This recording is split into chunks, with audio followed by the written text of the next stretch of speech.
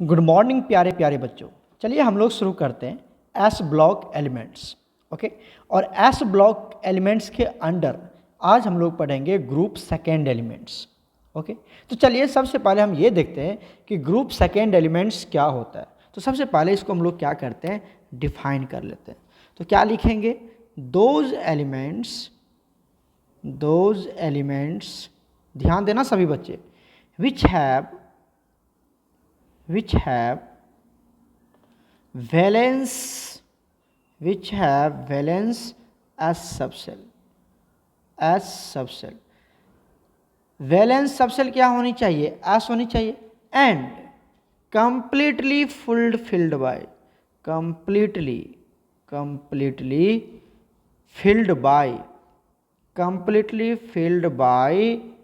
Two electrons. कितने electron से वो फुलफिल होनी चाहिए, 2 इलेक्ट्रॉन से फुलफिल होनी चाहिए। क्या कहा गया कि वो सारे elements those elements which have valence S subshell, उसके पास क्या होनी चाहिए, वैलेंस एस सबसेल होनी चाहिए। ओके, और उस वैलेंस एस सबसेल में क्या होनी चाहिए, 2 इलेक्ट्रॉन पूरा का पूरा कंप्लीटली फिल्ड होनी चाहिए। तो उसको क्या बोलेंगे हम, ग्रुप 2 के एलिमेंट्स बोलेंगे। क्लियर हो गया यहाँ पर। ओके, नेक्स्ट पॉइंट की यहीं पर हम बात कर लेते हैं। सभी बच्चे ध्यान से देखना, these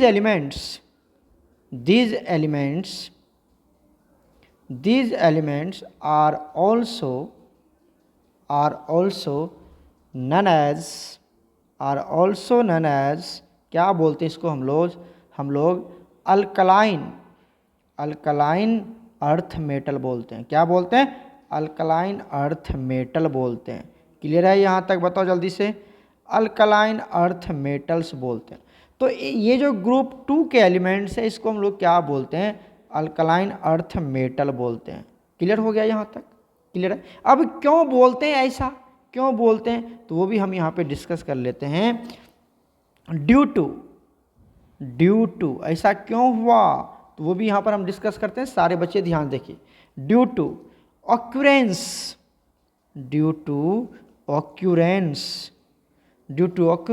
in the earth crust.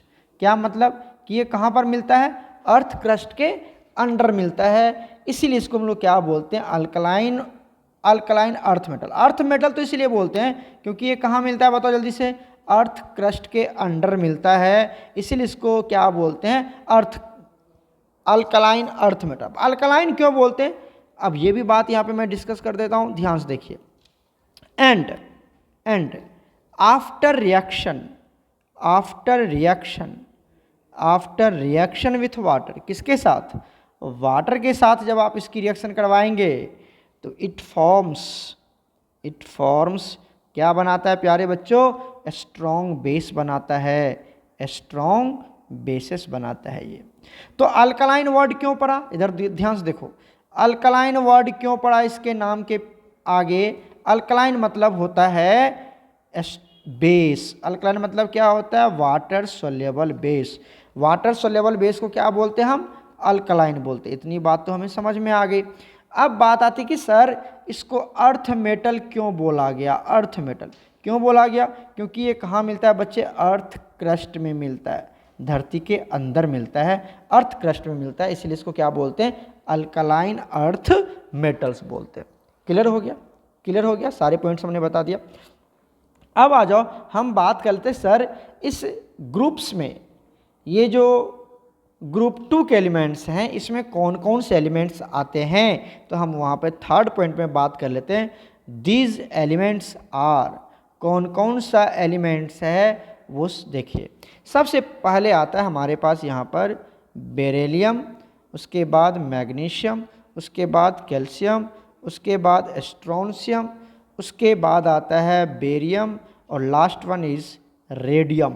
Okay, आप इसका रिदम भी बना सकते हो, बेटा मांगे कार स्कूटर बाप राजी। ठीक है, तो आप बहुत अच्छे से ये सब जानते होंगे। चलिए, तो ये हमने देख लिया। अब बात कर लेते हैं इसके एटॉमिक नंबर की। तो बता दीजिए, जो बेरिलियम है, बेरिलियम के एटॉमिक नंबर 4, बेरिलियम के एटॉमिक नंबर 4, इसके 12, इसके 20, कैसे निकाल रहे?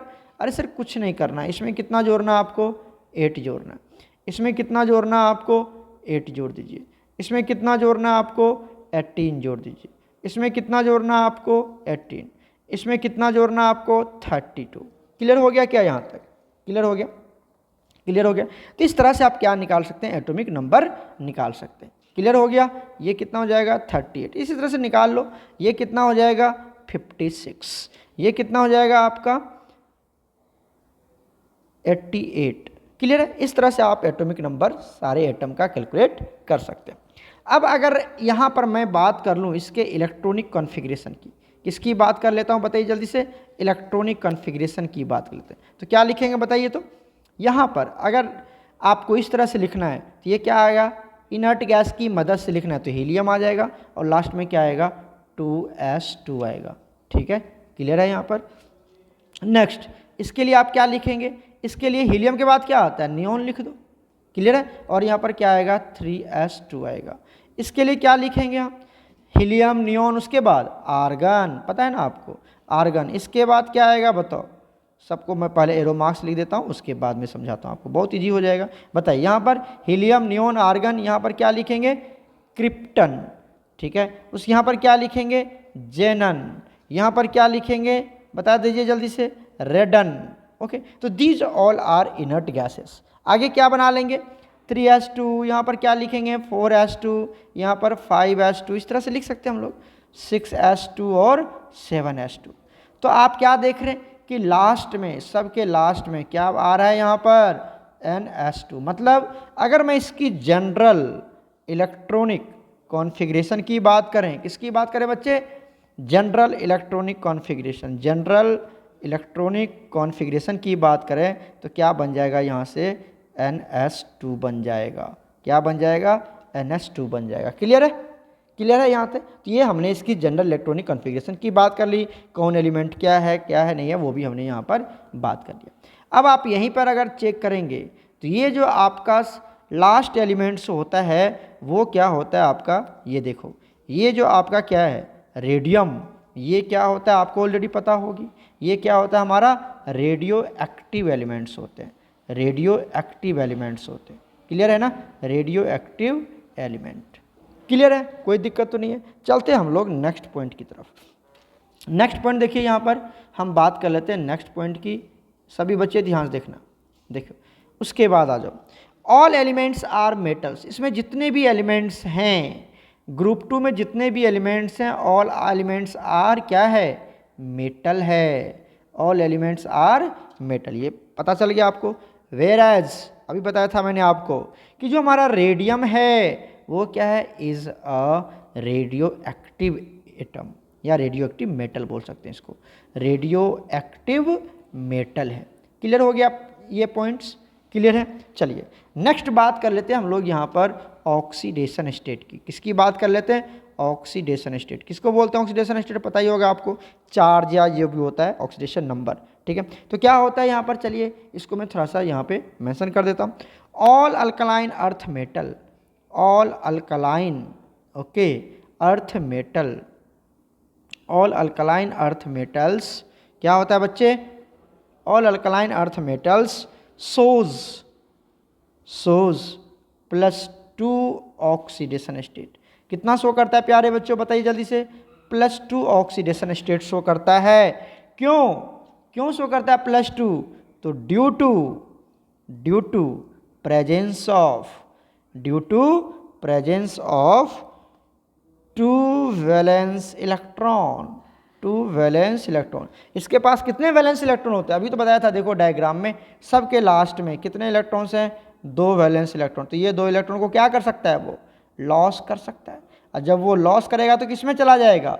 +2 में चला जाएगा। तो ऑक्सीडेशन स्टेट कितने बनेंगे? +2 बनेंगे। यहाँ तक क्लियर हो गया? अब यहीं पर हम बात कर लेते हैं एटॉमिक साइज की। किसकी बात कर लेते हैं प्यारे बच्चों?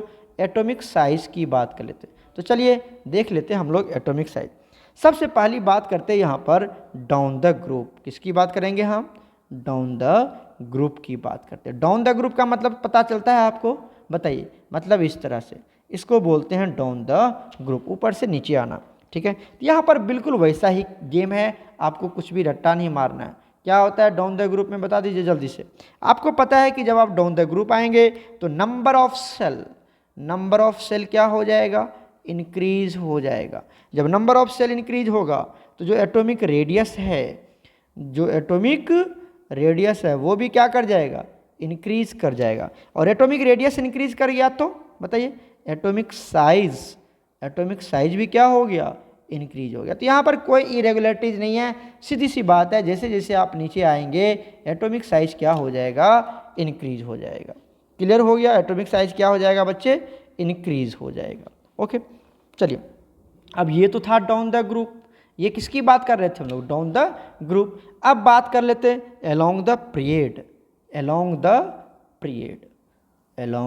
पीरियड की बात कर लेते हैं। चलिए, तो अलोंग द पीरियड मतलब, अब आप ये देखिए कि यहाँ पर ग्रुप 1 है और यहाँ पर ग्रुप 2 है ना।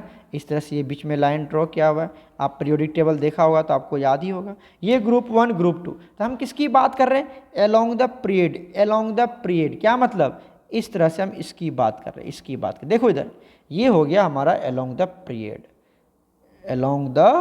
पीरियड। तो जब आप अलोंग द पीरियड मूव करेंगे तो क्या होगा प्यारे बच्चों, बताइए। यहाँ पे मैं लिख देता हूँ आपको, सभी बच्चे ध्यान से सुनेंगे। ठीक है, ग्रुप 2 एलिमेंट्स, आपको पता नहीं इधर जाने पर साइज क्या होता है, डिक्रीज होता है। तो ग्रुप 2 एलिमेंट्स हैव, क्या होगा बताओ, किसकी साइज बड़ी होगी। आपको पता है कि इधर जाने पर साइज डिक्रीज हो रहा है, तो इसकी साइज क्या होगी बताओ जल्दी से, बड़ी होगी देन द ग्रुप 2 एलिमेंट्स। तो वही तो मैं लिख रहा हूँ यहाँ पर, group 2 elements have a smaller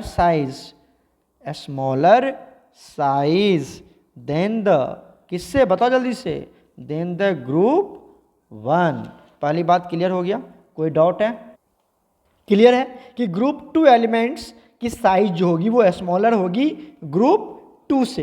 क्यों, तो यहाँ पे लिख देते हैं हम आपको, ड्यू टू, ये ऐसा हुआ क्यों, ड्यू टू या बिकॉज ऑफ, या ऐसे लिख देते हैं because as we move किधर, along the period,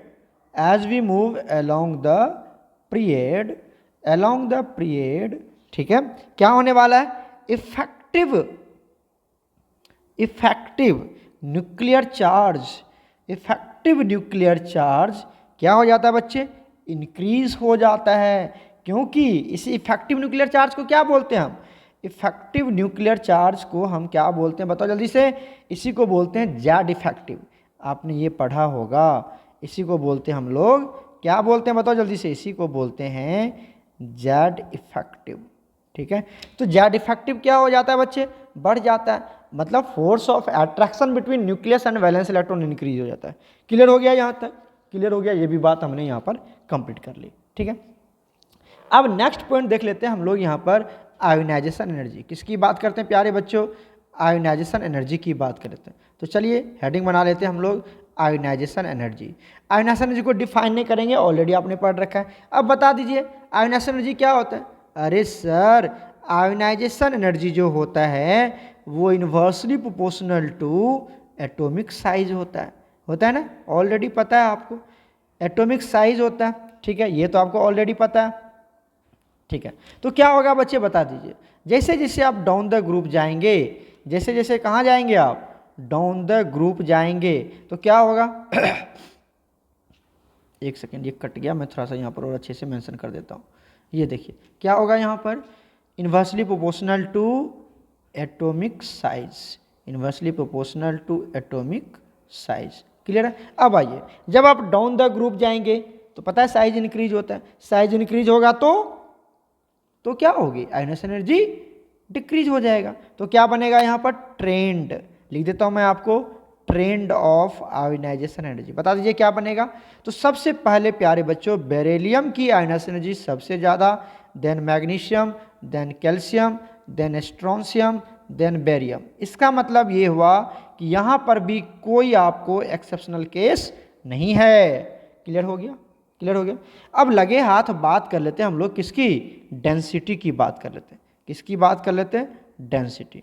तो डेंसिटी में तो कुछ ना कुछ प्रॉब्लम आता है, पता है ना आपको क्यों प्रॉब्लम आता है, तो उसकी भी बात हम कर लेते हैं। देखो आपको पता है कि डेंसिटी इक्वल टू क्या होता है, डेंसिटी में क्या होता है, d equal to mass upon volume होता है, ऑलरेडी पता है। तो डेंसिटी किस पे डिपेंड कर गया प्यारे बच्चों? इससे पता चलता है कि डेंसिटी मास पे भी डिपेंड करता है और वॉल्यूम पे भी डिपेंड करता है। कैसे? Density is directly proportional to mass, है ना, and inversely proportional to volume, है ना प्यारे बच्चों, है ना। तो इस तरह से डेंसिटी दोनों फैक्टर पे डिपेंड करता है, जिसका मतलब यहाँ पे आपको दो केस मिलेंगे, एक एक्सपेक्टेड ट्रेंड भी मिलेगा और एक एक्चुअल ट्रेंड भी मिलेगा। अगर ये सिर्फ मास पे डिपेंड करता तो एकदम 100% वैल्यू निकलता, लेकिन ये दोनों फैक्टर पे डिपेंड करता है, तो कुछ ना कुछ यहाँ पे इरेगुलर ट्रेंड हमें देखने को मिलता है। तो चलिए सबसे पहले बात हम कर लेते हैं एक्सपेक्टेड ट्रेंड की। हमें जो लगता है, और हमें किसके अकॉर्डिंग निकालते हैं, हम किसके अकॉर्डिंग निकालते हैं बता दीजिए? हम किसके अकॉर्डिंग निकालते हैं? मास के अकॉर्डिंग। अब जिसकी मास कम उसकी डेंसिटी कम, है ना। तो ट्रेंड क्या बनना चाहिए? ट्रेंड बनना चाहिए कि बेरिलियम की कम होगी किससे? Magnesium, then after calcium, then after strontium, then after barium. Radium की बात नहीं करते क्योंकि रेडियम जो होता है वो क्या होता है, हमारा रेडियो एक्टिव एलिमेंट्स होते हैं, तो हम उसकी बात नहीं करते। क्लियर है? तो ये बनना चाहिए एक्सपेक्टेड ट्रेंड, तो यही होता है एक्सपेक्टेड ट्रेंड, तो यही होता है। बट जो रियल ट्रेंड है, जो रियल ट्रेंड है, जो एक्चुअल ट्रेंड है, वो क्या है? ये तो हमने किसके अकॉर्डिंग निकाला बताओ? According to mass, according to mass निकाला कि जिसका मास कम उसकी डेंसिटी कम। बट ये वॉल्यूम पे भी डिपेंड करता है ना, तो यहाँ पर वॉल्यूम की वजह से कुछ आपको इरेगुलर ट्रेंड आते हैं। होता क्या है, अब ध्यान से देखो तो आपको सब कुछ समझ में आ जाएगा। होता क्या प्यारे बच्चों, जब आप निकालते हैं तो जो कैल्शियम है उसको रख देते हैं हम बेरिलियम की जगह पर, और जो बेरिलियम है उसको रख देते हैं हम कैल्शियम की जगह पर, मतलब इंटरचेंज कर देते हैं। समझ में आ रहा है? तो एक्चुअल ट्रेंड क्या बनेगा बता दीजिए? एक्चुअल ट्रेंड जो बनेगा प्यारे बच्चों वो ये बनेगा, ध्यान से देखो एक्चुअल ट्रेंड की बात करते हैं तो क्या बनेगा यहाँ पर? जो कैल्शियम होगी उसकी डेंसिटी कम होगी, किससे? मैग्नीशियम में तो कोई चेंजिंग नहीं है। उसके बाद बताओ कैल्शियम, कैल्शियम तो हट गया ना, उसके जगह पर कौन आ गया?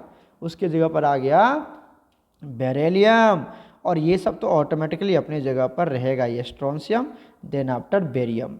क्लियर है? बताओ जल्दी से, क्लियर है? तो ये वाली बात आप याद रखना, कौन क्या है। चलो मैं कलर चेंज करके यहाँ पर लिख देता हूँ, बेरिलियम और कैल्शियम की बात। यहाँ पर कौन आ गया? ये था हमारा बेरिलियम, ठीक है। मैं यहाँ से भी इरेज करके आपको समझाता हूँ ताकि आपको बाद में याद हो जाए। यहाँ पर क्या था बताओ? यहाँ पर था बेरिलियम, यहाँ पर था कैल्शियम, ठीक है। चलो यहाँ पर क्या था हमारे पास? यहाँ पर आ जाओ, यहाँ पर आ जाओ, क्या करूँ देखो, यहाँ पर क्या था हमारे पास? कैल्शियम था, ठीक है। कलर चेंज कर दिया, रेड कलर मत करो नहीं तो तुम्हें फिर पता नहीं चलेगा। थोड़ा सा सब्र करो बच्चे, मैं आपको पूरा अच्छे से समझा रहा हूँ। यहाँ पर यहाँ पर क्या करते हैं हम? कैल्शियम लेते हैं। तो अब कैल्शियम यहाँ आ जाएगा और क्या हो जाएगा? यहाँ पर बेरिलियम यहाँ आ जाएगा। बस यही हमारा बन जाएगा एक्चुअल ट्रेंड। क्लियर हो चुका है? तो आप ये वाला ट्रेंड याद रखें। ये वाला क्वेश्चन आपको जेईई नीट सब जगह आता है, सब जगह आता है, डेंसिटी से रिलेटेड क्वेश्चंस। क्लियर हो गया? चलें आगे। तो डेंसिटी हमने कंप्लीट कर लिया, कोई दिक्कत नहीं। अब बात कर लेते हैं मेल्टिंग पॉइंट। नेक्स्ट आता है हमारे पास, किसकी बात करते हैं? Melting point. उसी के साथ किसकी बात होती थी?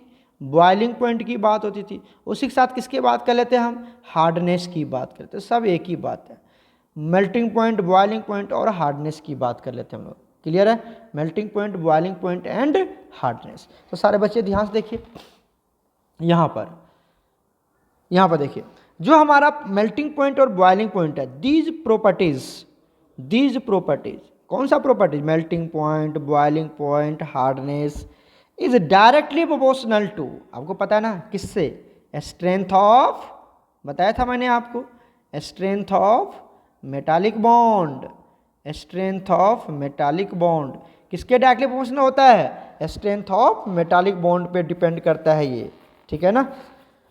अब ये जो मेटालिक बॉन्ड है ना प्यारे बच्चों, ये बहुत सारे फैक्टर पे डिपेंड करता है। ये जो मेटालिक बॉन्ड है ये बहुत सारे फैक्टर पे डिपेंड करता है। इसलिए तो मैंने आपको समझाया था, smaller the size greater is the metallic bond, है ना, वो समझाया था। बट बहुत सारे फैक्टर पे भी ये डिपेंड करता है। जैसे यहाँ पे लिखता हूँ कि जो मेटालिक बॉन्ड है या strength of metallic bond, strength of metallic bond, strength of metallic bond, याद रखिएगा, वैसे पूछा नहीं जाता ये सब। Strength of metallic bond depends upon, depends on, ठीक है। तो strength of metallic bond depends on various factors, बहुत सारे फैक्टर्स पे क्या करता है वो डिपेंड करता है। समझ लो, आपको उतना ज़्यादा डिप में जाने की जरूरत नहीं है। पहला फैक्टर क्या होता है, number of valence electron, number of valence electron, इस पर भी डिपेंड करता है कौन सा, स्ट्रेंथ ऑफ मेटालिक बॉन्ड। और किस पे डिपेंड करता है, साइज पे भी, ये तो मैंने आपको बताया था, साइज बड़ी छोटी होगी तो इस पर डिपेंड करेगा। उसके बाद और भी डिपेंड करता है presence of D orbitals, presence of D orbitals, D orbitals, तो ये तो ग्रुप 2 एलिमेंट्स है, इसमें तो डी ऑर्बिटल होने वाला है ही नहीं, ठीक है। तो बहुत सारे फैक्टर्स है प्यारे बच्चों, और देखोगे तो और देख लो, distance between, distance between kernel, distance between kernel and valence electron, valence electron, valence electron और कर्नल के बीच में क्या, बहुत सारे फैक्टर्स है जिसके ऊपर स्ट्रेंथ ऑफ मेटालिक बॉन्ड क्या करता है, डिपेंड करता है, ठीक है। तो अब यहाँ पर भी क्या आपको मिलेंगे, इरेगुलर ट्रेंड मिलेंगे आपको ग्रुप 2 के केस में, वहाँ पर भी मिला था, ग्रुप 1 में भी मिला था आपको, और यहाँ पर भी आपको मिलेंगे। तो सबसे पहले हम बात कर लेते हैं एक्सपेक्टेड ट्रेंड की, किसकी बात कर लेते हैं हम, एक्सपेक्टेड ट्रेंड की बात कर लेते हैं, एक्सपेक्टेड ट्रेंड की बात करते हैं। बताइए एक्सपेक्टेड ट्रेंड में क्या होगा। अब आपको पता है यहाँ पर जिसके, ये हम हार्डनेस की बात करते हैं, तो जिसकी साइज छोटी होगी, जिसकी साइज छोटी, मेन तो हमारा यही फैक्टर काम करता है और इसी के फैक्टर के बेसिस पे हम निकालते हैं। तो जिसकी साइज छोटी होगी, फोर्स ऑफ अट्रैक्शन ज़्यादा होगा, क्लोज्ड पैकिंग ज़्यादा होगी, तो मेटालिक बॉन्ड ज़्यादा होगा, तो मेटालिक बॉन्ड ज़्यादा होगा तो मेल्टिंग पॉइंट ज़्यादा होगा, उसी के बेसिस पे निकाल लेते हैं। मतलब बेरिलियम की ज़्यादा होगी किससे बताओ, मैग्नीशियम से, उसके बाद कैल्शियम, उसके बाद स्ट्रोंशियम, उसके बाद बेरियम, ठीक है। ये तो बना क्या, ये तो बन गया हमारा एक्सपेक्टेड, ये होता नहीं है, ये एक्सपेक्टेड ट्रेंड है, ये रियल में ऐसा होता नहीं है बच्चे, तो ये तो हमारा एक्सपेक्टेड ट्रेंड है। अब बात कर लेते हैं हम लोग किसकी, ये बात कर लेते हैं, अब आ जाओ। चाहे ये तो रियल ट्रेंड, एक्सपेक्टेड ट्रेंड बन गया, चाहे मेल्टिंग पॉइंट की करो या बॉइलिंग पॉइंट करो, किसी की, ये बनता है हमारा। अब आ जाओ, अगर मैं सेपरेटली बात करूं, मैं किसकी बात करूं, एक्चुअल ट्रेंड की बात करूं, एक्चुअल ट्रेंड, एक्चुअल ट्रेंड क्या है सर, किसकी, सबसे पहले ये दोनों के लिए है, किसके लिए, melting point and boiling point. Normally boys और गर्ल्स यही सोचता है कि यही हो जाएगा, किसके लिए, मेल्टिंग पॉइंट, बॉइलिंग पॉइंट और हार्डनेस के लिए, बट ऐसा नहीं है। अब देखने जा रहे हैं हम एक्चुअल ट्रेंड। सबसे पहले बात कर लेते हैं किसकी, मेल्टिंग पॉइंट की, किसकी बात कर लेते हैं, मेल्टिंग पॉइंट की बात कर ले। तो प्यारे बच्चों आप क्या करोगे, ध्यान से देखो, आप करोगे क्या वो मैं आपको समझा रहा हूँ। सबसे पहले बात कर लेते हैं हम मेल्टिंग पॉइंट की, ठीक है। तो क्या करना, ये जो मैग्नीशियम है इसको उठा के लास्ट में रख देना, मेल्टिंग पॉइंट। जो आपने एक्सपेक्टेड ट्रेंड बनाई, ये तो बना सकते हो ना, ये तो बना सकते हो। सबके दिमाग में आता है कि साइज छोटा होगा तो मेल्टिंग पॉइंट ज़्यादा होगा, हमने मन लिख दिया, लिख दिया आपने। आफ्टर दैट आप क्या करोगे, ये जो मैग्नीशियम है अगर इसको उठा के आपने कहाँ रख दिया, लास्ट में रख दिया, तो ये ट्रेंड बन जाएगा मेल्टिंग पॉइंट का। तो बताइए क्या बन जाएगा मेल्टिंग पॉइंट, बेरिलियम तो रहेगा ही रहेगा, ओके। उसके बाद कौन आएगा, कैल्शियम, उसके बाद कौन आएगा, स्ट्रोंशियम, उसके बाद कौन आएगा, बेरियम, एंड लास्ट में अब कौन आएगा, मैग्नीशियम आ जाएगा। एकदम क्लियर हो गया क्या, बताओ, एकदम क्लियर हो गया। ये हमारा हो गया रियल का ट्रेंड, एक्चुअल ट्रेंड किसका, मेल्टिंग पॉइंट का। जब आप मेल्टिंग पॉइंट निकाल लोगे, जब आप मेल्टिंग पॉइंट निकाल लोगे, देन आफ्टर निकालोगे आप बॉइलिंग पॉइंट की ट्रेंड।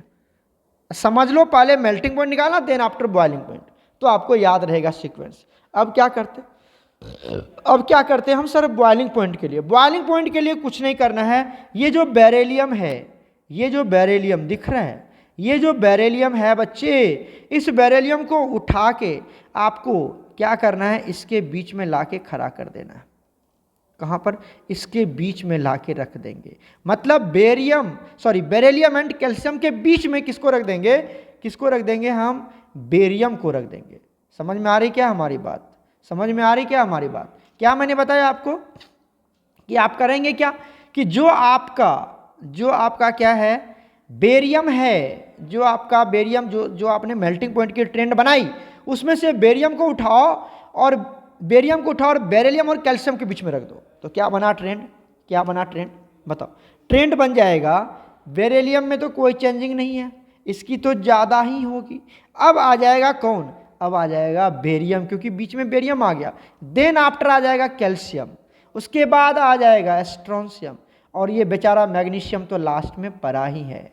क्लियर हो गया क्या। तो ये बन गया हमारा रियल ट्रेंड ऑफ किसकी, बॉइलिंग पॉइंट की, real trend of boiling point. बता दो जल्दी से, समझ में आया या नहीं आया। तो इस तरह से ये 3 ट्रेंड बने। सबसे पहले आप अपनी एक्सपेक्टेड ट्रेंड निकालेंगे, वो तो आप निकाल लोगे।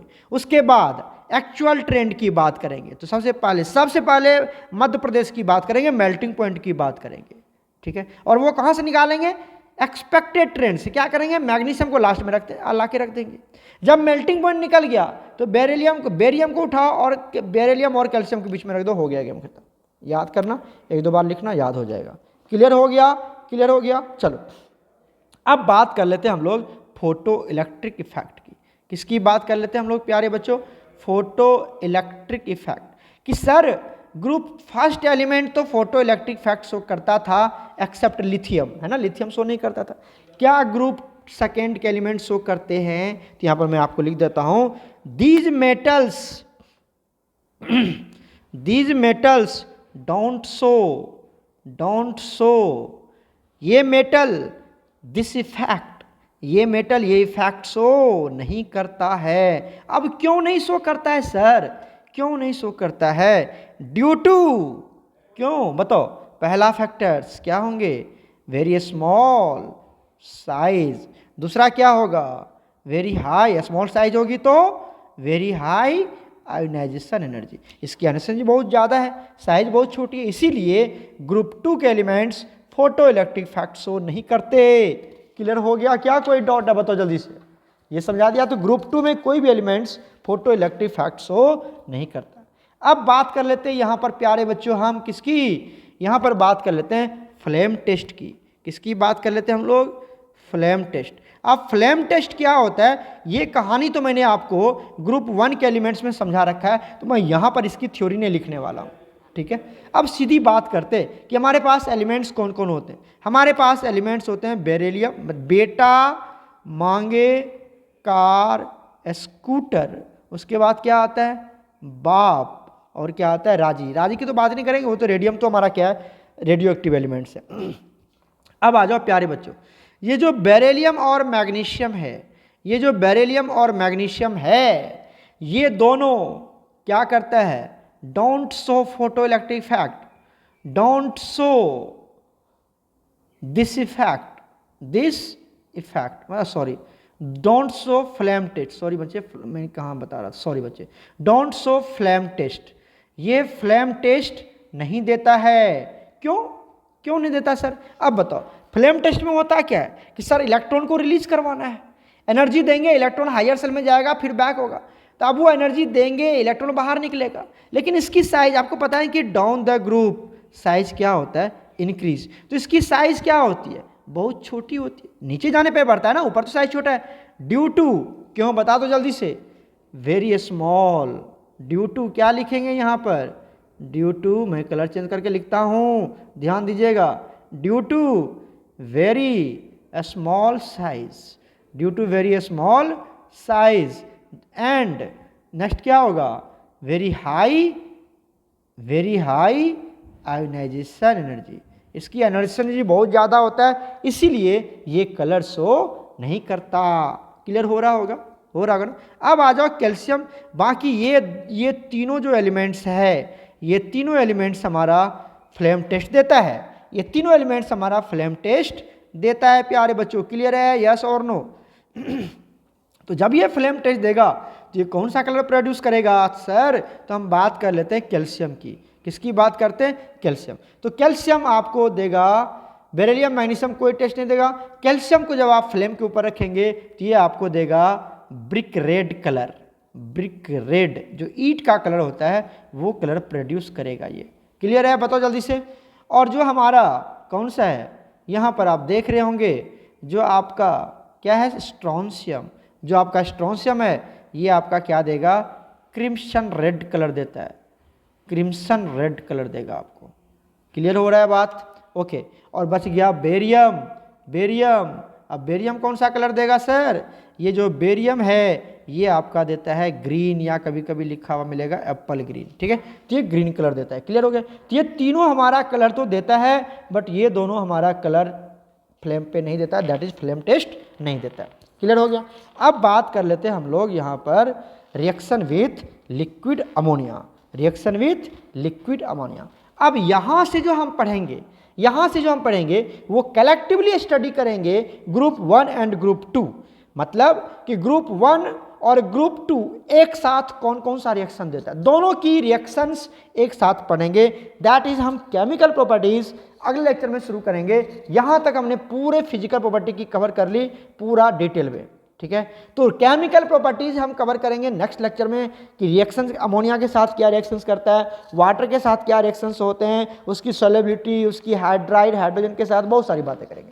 ठीक है, तो अभी यहाँ तक प्यारे बच्चों अच्छे से नोट्स बनाओ, फिर हम लोग नेक्स्ट लेक्चर में मिलते हैं chemical properties of group 1 and group 2 के साथ। ओके प्यारे बच्चों, गॉड ब्लेस यू ऑल।